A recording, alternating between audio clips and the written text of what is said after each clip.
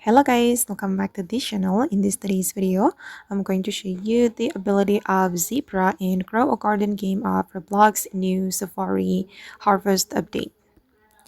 Okay, let's get into it guys. I just hatched my Safari egg and I got the Zebra.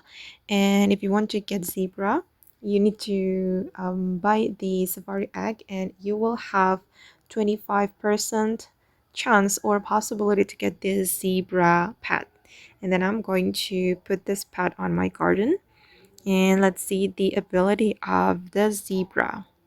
I'm going to view it, okay, and this is a rare pad, and basically it can give you reward from the seed shop and also the gear shop, and it works every 30 minutes. And yeah, this is cool, but you know the cooldown time is so long. You need to play the game for about 30 minutes to get the rewards. And yeah, it's not that OP.